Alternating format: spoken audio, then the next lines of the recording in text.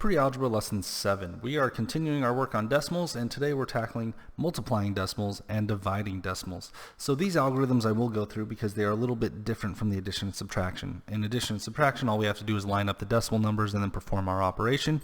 However, in multiplication and division, we kind of change those rules up just a little bit. So let's start out with a multiplying decimal numbers problem. And we'll begin with this one right here on the left. We have 4.12. We have 4 and 12 hundredths times 63 and 2 tenths. And what we're going to do is we're going to set these up in our vertical algorithm. So I'm going to go ahead and write 4 and 12 hundredths and then 63 and 2 tenths. Now what you'll notice is when I set this up, I did not line up the decimal points, and that is okay. When it comes to multiplying, you do not need to line up the decimal points. In fact, you just write the numbers pretending like they're not there. What you want to do is you just want to keep everything in line vertically. So as long as those are all in line, that's how I'm going to multiply. Okay? Probably shouldn't have drawn all those dots because my decimal points are going to need to get used later. So I'm going to go ahead and make my decimal points red so they'll pop out and you can see where they are. So my first decimal point's there, the other decimal point's there. These dotted lines are just showing that it's lined up vertically. Now, once I've got my numbers written down and they're lined up vertically, regardless of decimal, not worried about decimals lining up, I'm going to multiply. 2 times 2 gives me 4. 2 times 1 gives me 2. 2 times 4 gives me 8. Then I add my placeholder 0. 3 times 2 is 6. 3 times 1 is 3. 3 times 4 is 12. Now I add 2 placeholder zeros. 6 times 2 is 12. Carry the 1. 6 times 1 is 6 plus the 1 is 7. 6 times 4 is 24. Alright, I've got a pretty large number. I'm going to go ahead and add this up. 400 is 4. 2 and 6 is 8. 8, 2, and 3 is 13, carry the 1. 7, 2, and 1 is 10, carry the 1, or regroup. And then I have 1, 2, and 4, which gives me 6 and 2. So I have 2, 6, 0, 3, 8, 4. Now normally in multiplication, this is where we would add our comma. However, this is a decimal problem. So what we're going to do is we're going to count our decimal places. And I count 1, 2, 3. I have 3 decimal places. I'm counting the decimals from every number I multiplied. So I have 2 up top, 1 down here. That gives me 3 total. So, maybe we'll count this in red so that way we keep everything in line. All right. So I have a total of 3 decimal places. Whoops, I realized I'd already written down there. So then I go to my answer, and instead of adding a comma in my answer, I'm going to apply the decimal from the right.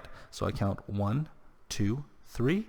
And that's where I place my decimal, which means my final answer is 260,384 thousandths. All right, we can do one more example, and we'll do this one a little bit quicker. I want to do this one because this is a bit more of a difficult problem, or at least it looks like it. It looks a little scarier. So if you've already got this example, you can kind of fast forward in the video till we get to division. If you think you might need a little more help, I'm going to go ahead and do this problem right here. So when I do this problem, what I'm going to do is I'm actually going to put the first number on the bottom because it has less digits. And then I won't have to worry about multiplying by 0. So I'll go ahead and put 0.0537 on top, and then I'll multiply that by 6 and 78 hundredths. And then when I multiply, 8 times 7 is 56, 8 times 3 is 24, 29, carry the 2, 8 times 5 is 40 and 2, and the 4 is going to drop down. So, oops, that was wrong, shouldn't have done that. All right, and then placeholder 0, 7 times 7 is 49, carry the 4, 7 times 3 is 21, plus 4 is 5, carry the 2, 7 times 5 is 35, plus the 2 is 7, 37, then 2 placeholder 0, 6 times 7 is 42, carry the 4, 6 times 3 is 18, plus the 4 is 22, carry the 2, 6 times 5 is 30, plus 2 is 32. We'll add all of this together, and I have 6, 18, carry the 1, and I have 9, 10, carry the 1, then I have 11, 12, plus 2 is 14, carry the 1, and then I have 6, 3. Okay, so I've come up with 364086, and again, instead of applying a comma, I'm going to count my decimals. So up here I have 1, 2, 3, 4 decimals. Here I have 1, 2, 2 decimals. 4 and 2 make 6. So I count 1, 2, 3, 4, 5, 6. So my final answer is going to be 0.364086, which is actually 364,086 hundred millions. Let's see here. Tens, hundreds, thousands, 10,000. No, it's going to be 10 millions. Tens, hundreds, thousands, 10,000s, 100,000s, millions. No, millions. What? Hold on. Let me. How do I read this? I've had a long day. Why am I? No, I was right. Millions. 1, 2, 3. Yeah, millions. Yep. So this is your final answer. That's how you multiply your decimals. Let's move on to division. All right. So for division, we're going to have 2 types of problems. We're going to have problems with whole numbers that are going to have a decimal answer, and then we're going to have decimal numbers being divided by each other. So let's start with the whole numbers. With this, they want us to divide 31 by 8 and then round the answer to the nearest hundredths place. Or no, sorry, they don't say that. I'm reading the wrong problem. They just say write the quotient as a decimal number. So I need to write the answer as a decimal. So I just have to go as far as it goes. So what I'm going to do here is I'm going to go ahead and write my little division table, 8 and then 31. And I'm going to start dividing. So 8 goes into 31 3 times. Yeah, 3 times 8 is 24. And yeah, sorry, I had a little doubt in my mind about what 8 times 3 was. Yeah, it's 24. Shouldn't have doubted myself. Okay, and then we're going to subtract 31 minus 24. Well, we're going to have to regroup that. That's going to be a 2. That becomes 11. 11 minus 4 is 7. And I've still got some left over, but I'm not going to use the remainder. So what I do now is I add a decimal and I add a few zeros. I might need to add more than 2. I'm just going to add 2 for now. All right. So then I will bring down that 0. Oh, also, when you're dividing, you got to bring that decimal right up there into your answer block, so that way we don't miss it. And then 8 goes into 70. How many times will 8 go into 70? Let's see here. 8 times 8 is 64, so that will work. 8 times 8, we get 64. We subtract, and we have 6 left over. Bring down the other 0. How many times will 8 go into 60? 7? Yep, 7 times. 7 times 8 is 56. Still not quite there. So I have to add another 0 at the end. And let's slide this paper down just a little bit more. So this other 0 comes all the way down. And then I think I finally got something, because 8 goes into 40 5 times evenly. 5 times 8 is 40, and I am done. So my final decimal answer is 3.875. That is my answer. All right, so that's the first one, whole numbers dividing to get a decimal answer. Now let's go into the other one, which is decimals divided by decimals. This is where the rules get a little bit different.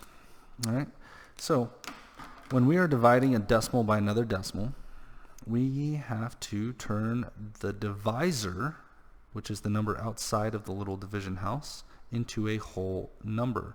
When we do that, we have to make an adjustment to both of our numbers. So what we have to count here is how many decimal places will I have to move this decimal point to make this a whole number 32. So I count 1, 2, 3, and I move the decimal. Now if I move this one 3, I also have to move this one 3. So I go 1, 2, 3, and then I apply the decimal. So now what I'm doing is I'm actually dividing 32 into 4 and 415 thousandths. Now, if you want, you can go ahead and divide like this, or you can rewrite the problem, make it a little bit neater. I'm a big fan of rewriting things and making them neater, because then it's easier to get accurate answers when your work is neat. So I'll rewrite this as 32 into 4 and 415 thousandths. This is much neater. Before I start dividing, I'm going to take that decimal point, bring it up, put it right there in my answer block, since I'm already starting out with it. And then I will ask, how many times does 32 go into 44? That would be once. Once times 32 is 32. We subtract, and I have 2 and 1. Bring down the 1. 32 goes into 120. Well, 3 can go into 12 4 times, but let's say 3, because I know that 2 on the end isn't going to help. So 3 times 2 is 6. 3 times 3 is 9. Let's subtract. That will have to group, and we end up with 25. All right. Then we'll bring down the 5. We have 255. And how many times will 32 go into 255? Well, I know that 32 times 10 would be 320. And this is less than 320, so I know it's going to be less than 10.